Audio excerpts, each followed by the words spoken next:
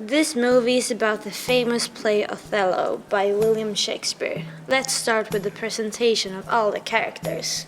Othello, a noble Moor, later the governor of Cyprus, and our brave main character, who is married to the beautiful Desdemona, the daughter of the Venetian senator Brabantio.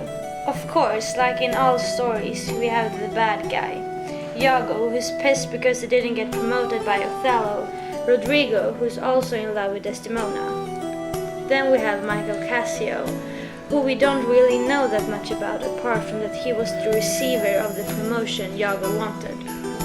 And lastly, we have Emilia, Iago's ignorant wife. Now over to the actual story. Once upon a time, there was a couple who secretly married each other. Unfortunately, the marriage didn't go as planned. Oh, Othello, my love, I'm so glad I'm finally yours. My beautiful Desdemona, I couldn't spend another second not married to you. I'm so glad no one has heard about this secret marriage of ours. If only they'd been so lucky.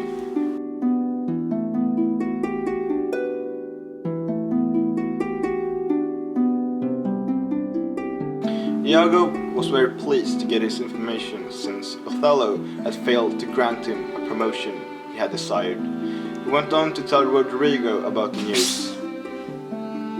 I know you like Desdemona, so have you heard about her wedding? What? No! Yes, she got married to Othello. I heard them. How did her father agree to this? I don't know. I'm convinced he doesn't know about this. Come, let's call up her father. Poison his delight. Iago and Rodrigo sneaks off to wake up the Venetian senator to tell him the news. We come with terrible news. I'm afraid your daughter has secretly gotten married to no one else than the hideous man, Othello.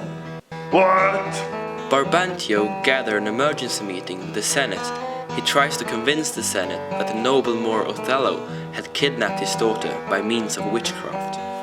I promise! Haven't you seen? You could totally be a witch! But the Senate found it hard to believe and dismissed Brabantio's claims. Othello gets sent to Cyprus to fight the Turks, and he brings Desdemona with him. He asks Iago to come too, since he trusts him, which we know he probably shouldn't. Before the Turks arrive to the island, they get hit by a storm that destroys the entire fleet, and Othello becomes the governor of the island. To celebrate the victory, Othello invites everyone to a party, and among the guests is Michael Cassio, the very man who got the promotion that Iago had desired. Iago encourages Cassio to get drunk. Drink, drink, drink, drink, drink, drink, drink. And he also convinces Rodrigo to try to fight him. Hey Rodrigo, you should totally try to fight that Cassio bloke.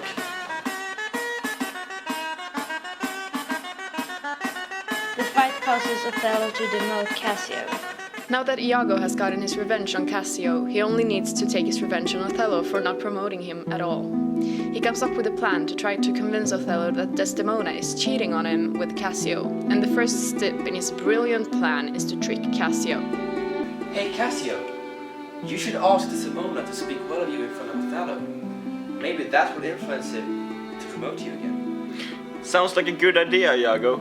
Cassio takes Iago's advice, not knowing he's only a piece in a much bigger game. Desdemona, I'm in trouble. I need some advice from an old friend like you.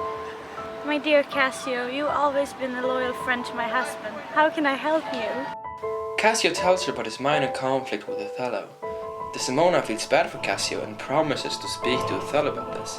At the same time, Othello is approaching from behind. Oh, Othello's coming! I have to go now!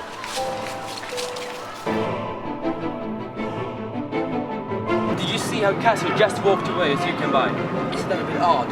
What's your point? Hear my words. He's an unpredictable fellow. You never know what he may be up to.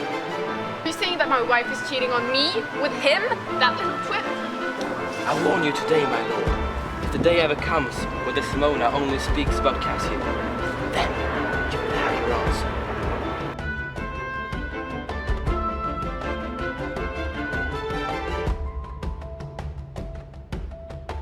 As time flies by, Othello cannot help but noticing how frequently Desdemona talks about Cassio.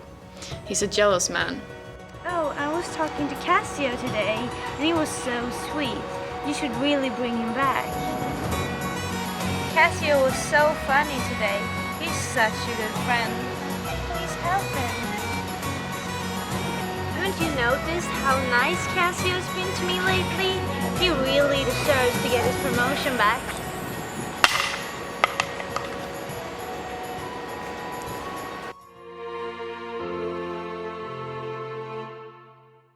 The constant comments about Cassio makes Othello more and more suspicious, so he tries to investigate what Cassio is up to.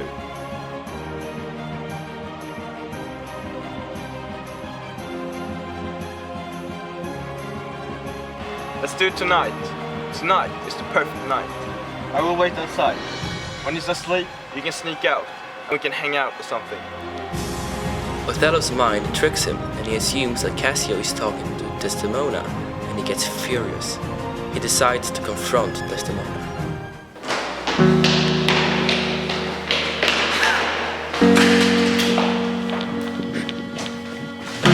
I heard you talking to him. I saw you speaking to Cassio. I don't quite follow. I'm not a fool, Desdemona. Don't you think I haven't noticed what you two have been up to? What are you talking about? I'm tired of you. I'm tired of your stupid friend. I will end you. No!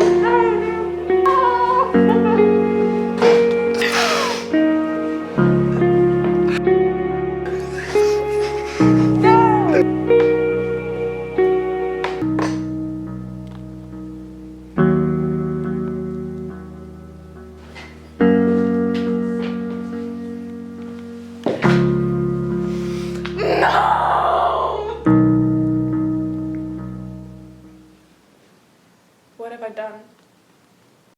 For some reason, Iago decides that destroying Cassio's life by getting him removed from his post wasn't enough, so he persuades Rodrigo to try to kill him. You know it was Cassio's fault that Desdemona really is dead. You know what you should do. You should kill him! Rodrigo goes to find Cassio, and when he does, he attempts to kill him. But the not-so-talented Rodrigo only wounds him, and Cassio survives the fight with a few bruises. What was that about?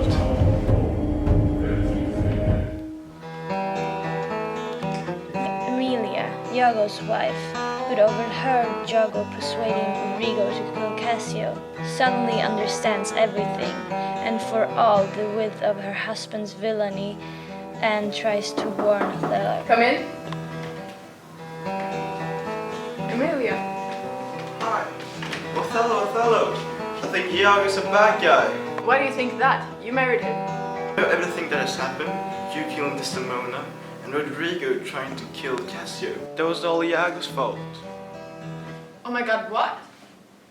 Othello decides the only way to solve everything is to kill Iago, because we haven't seen enough death for this to really be a Shakespeare play. But he fails and only wounds him.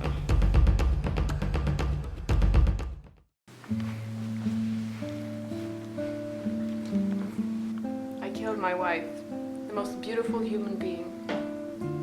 But I failed to kill Iago, a filthy creature. I don't deserve to live. Goodbye, cruel world.